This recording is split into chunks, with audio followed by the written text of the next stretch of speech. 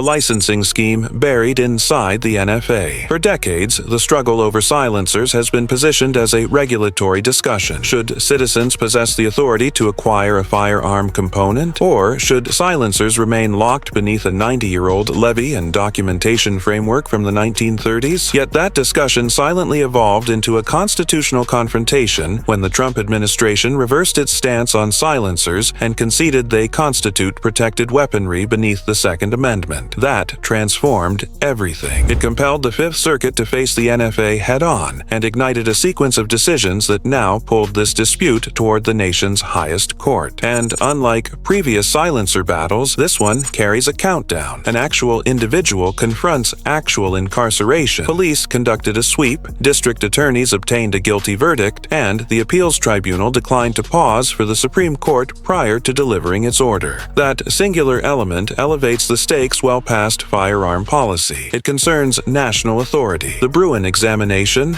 the classification of weaponry, and whether a licensing structure can be masked as a levy and documentation statute. Put differently, the inquiry no longer centers on whether silencers ought to be permissible. The inquiry centers on whether the NFA endures constitutional muster in a post-Bruin landscape. Should you wish to remain current on developments as they unfold, ensure you're following so you never overlook the updates that genuinely count.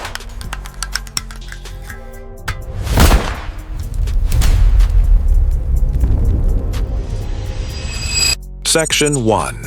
The dispute that compelled the confrontation. The litigation at the heart of all this is United States versus Peterson, a Fifth Circuit silencer dispute that originated as a criminal proceeding, not a legislative policy clash. Federal officers stormed Peterson's residence, a licensed firearms operation in Louisiana. Prosecutors claimed documentation failures, the transfer of weapons subsequently connected to criminal locations, and ultimately possession of a solvent trap classified as a silencer beneath the NFA. That lone article activated the NFA's levy and documentation provisions and produced a guilty verdict. Peterson's legal representatives petitioned to dismiss the charges on Second Amendment foundations. Following New York State Rifle and Pistol Association versus Bruin, fundamentally changed how tribunals assess firearm limitations. The reasoning was straightforward. Silencers constitute protected weaponry, and therefore a criminal ban mandating documentation and taxation breaches the Second Amendment, unless authorities pinpoint a historical parallel consistent with 1791 or 1868 customs. The trial court dismissed that reasoning,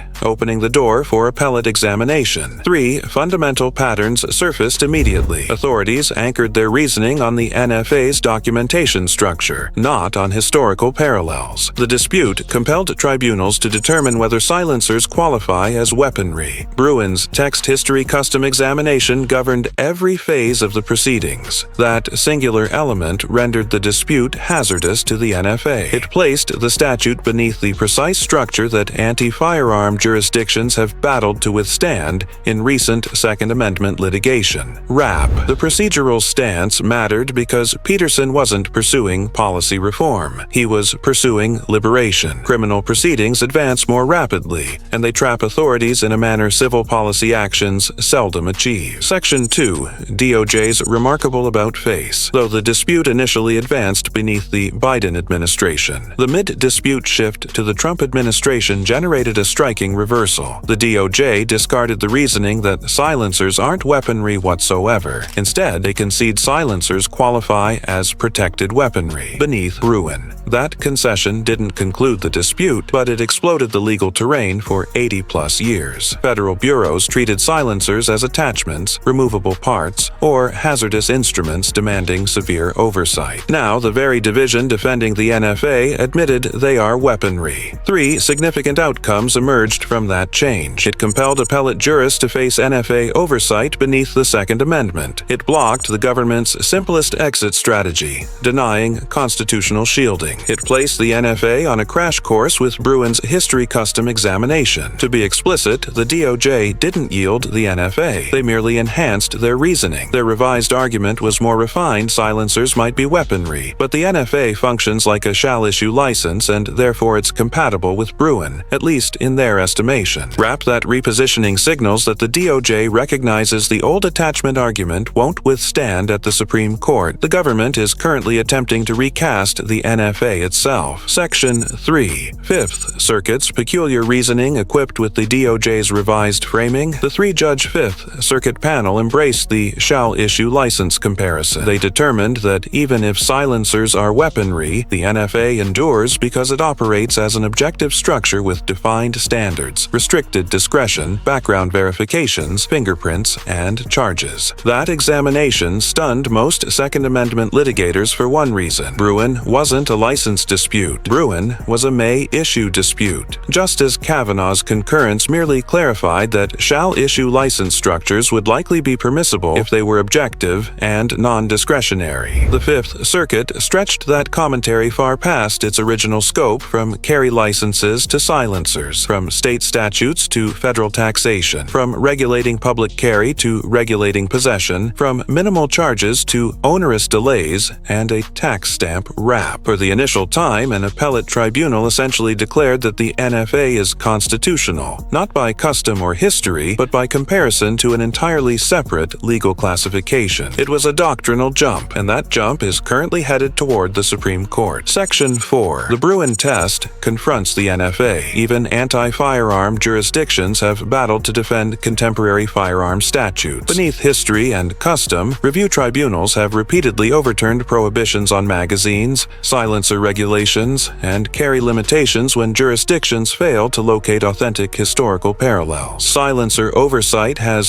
sparse historical backing. Early American statutes regulated powder storage, hunting, firing ranges, and concealed carry, not removable sound dampening apparatus. The Fifth Circuit circumvented that history by shifting the battle onto licensing doctrine. Critics argue that maneuver not only breaches Bruin's structure, it rewrites it. Key friction points currently include: can levies plus documentation equal a license? Can taxation be employed to restrict a constitutional privilege? Can attachments be reclassified to evade historical examination? These inquiries aren't theoretical. They reverberate through ongoing litigation involving magazines, pistol stabilizers, and public carry zones. Rap Bruin was intended to limit government discretion. The Fifth Circuit may have constructed a roadmap for expanding it. Section 5. The Incarceration Countdown Dilemma. Because Peterson was prosecuted, the dispute includes an element civil Second Amendment litigation: lax imprisonment. Following defeat in the Fifth Circuit, Peterson sought full court review to stop the order while he petitioned the Supreme Court. The Fifth Circuit rejected it. Then they rejected his motion to pause. In essence, they were prepared to commence the punishment phase before the Supreme Court could even accept the dispute. That procedural selection illustrates something Supreme Court observers comprehend thoroughly. Timing can become leverage in constitutional litigation. Three outcomes surfaced immediately. Supreme Court review became pressing instead of academic. The dispute shifted from policy to freedom. Lower tribunals signaled confidence that the court might not interfere. Rap criminal posture doesn't merely elevate the stakes, it accelerates the litigation dynamics and magnifies the national repercussions of postponement. Section 6. Silencers as protected weaponry. Following Bruin,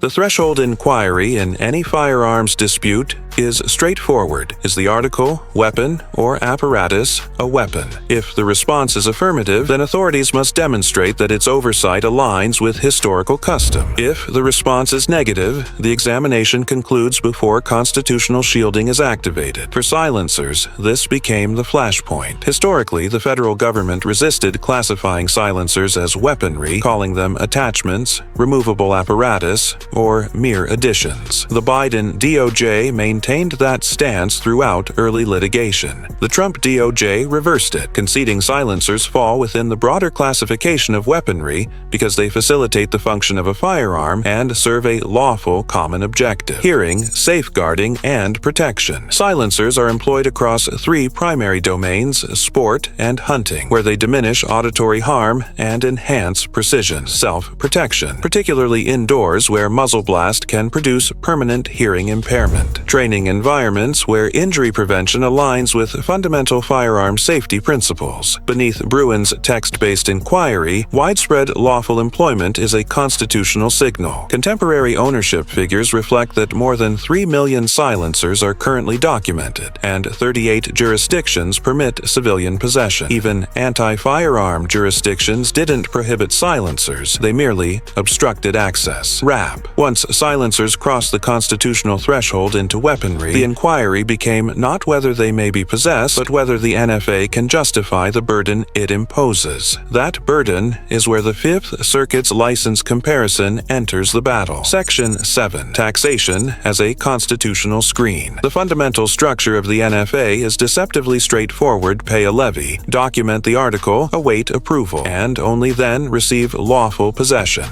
If that sounds recognizable, it should. The government's argument currently mirrors the reasoning of shall-issue carry systems, objective standards, background verifications, fingerprints, and charges. Yet, taxation on constitutional privileges has a convoluted history. The Supreme Court has repeatedly dismissed levy burdens that suppress fundamental privileges. Examples include Grosjean, VR, American Press Company, 1936. Louisiana imposed heavy levies on newspapers struck down as unconstitutional. Murdoch versus Pennsylvania, 1943. Licensed levies on Jehovah's Witnesses distributing religious pamphlets struck down beneath free exercise. Harper versus Virginia, Board of Elections, 1966. Poll levies abolished beneath equal protection and voting rights. Jurisprudence. Federal tribunals have long recognized that a privilege priced into scarcity becomes an entitlement. Bruin expanded that recognition into the Second Amendment domain. The Fifth Circuit evaded the levy dilemma by transforming the NFA into a licensing structure.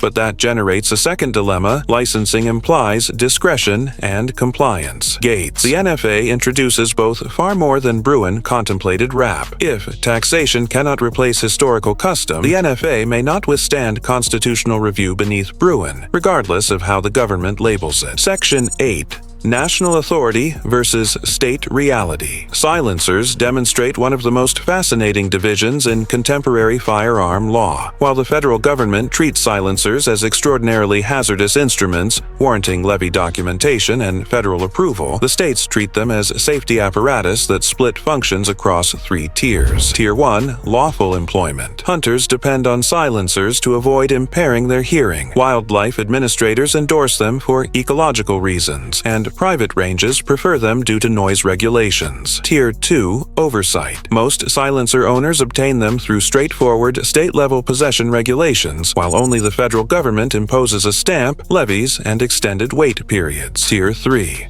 Cultural framework. Anti-firearm groups portray silencers as military equipment or assassination instruments, but in other nations, including the United Kingdom and New Zealand, silencers are considered courteous equipment for reducing noise contamination. This contrast raises constitutional inquiries. If silencers align with public health and safety functions, why are they trapped behind a 90-year-old federal stamp program? Wrap. When state norms and federal regulations diverge, the Supreme Court frequently intervenes to harmonize the law. Bruin itself emerged from precisely that type of collision. Section 9. Supreme Court's roots. Once Peterson petitions the Supreme Court, the justices won't simply assess whether silencers are beneficial. They'll assess the legal framework. The court possesses multiple roots. Route 1. Deny review. This leaves the Fifth Circuit's license comparison intact and would signal tolerance for taxation-based firearm oversight. It's also the least probable option given the Bruin structure's unresolved resolved inquiries. Route 2. Accept the dispute narrowly. The court could accept review solely to clarify whether Bruin's commentary on licenses applies outside public carry and whether taxation may regulate exercise of a constitutional privilege. Route 3. Accept the dispute broadly. The court could probe the NFA's entire silencer regime, testing its historical parallels against the founding era, and Reconstruction route force the dispute as a bridge. Peterson might become one of several coordinated Second Amendment cases addressing the NFA pistol stabilizers, spurs, and magazine limitations simultaneously wrapped. The court doesn't need to overturn the NFA entirely to recast it. A single ruling on taxation or licenses could recalibrate the entire federal framework. Section 10. The stakes extend past silencers. Silencer litigation doesn't exist in isolation. It intersects with broader Second Amendment challenges currently emerging in trial and circuit tribunals nationwide. If taxation can substitute for historical justification, then a jurisdiction could theoretically employ charges, processing delays, or administrative approvals to carve up the right to bear arms quietly and without prohibitions. Conversely, if the court dismisses taxation or license comparisons, then several contemporary firearm control schemes collapse immediately. Three areas are especially vulnerable: magazine limitations already collapsing in multiple circuits beneath Bruin pistol stabilizers, and short-barreled rifle classifications tied directly to the NFA's definitional reasoning sensitive place expansions. Bruin's most exploited doctrine so far. The Peterson dispute also raises a practical inquiry: if silencers are weaponry, and if millions of them already exist lawfully, then the NFA looks increasingly like a bottleneck from a technological era that no longer exists. Tribunals have already recognized that outdated frameworks cannot control contemporary constitutional reality indefinitely. Wrap. A silencer dispute that began with a solvent trap and a sweep now serves as a referendum on how far authorities can proceed when regulating a privilege the Constitution explicitly safeguards. The outcome won't merely affect one individual in Louisiana. It will affect how the Second Amendment functions for everyone else. The countdown just commenced. The Fifth Circuit's ruling doesn't conclude this battle. It accelerates it. The DOJ reversed its stance, the appellate tribunal embraced a new doctrine, and the Supreme Court currently faces a binary choice: allow a taxation-based license structure to endure or reaffirm that constitutional privileges don't require stamps, charges, and delays. As Peterson advances toward the Supreme Court, two inquiries define the next chapter: is the NFA a license structure disguised as a levy statute? And if so, does Bruin permit that? Make sure you subscribe to Weapons Law Advisor, and don't forget to like and comment on the video to help us reach our amazing milestone of 10,000 subscribers. Every single subscriber matters. Your support is what makes this journey possible.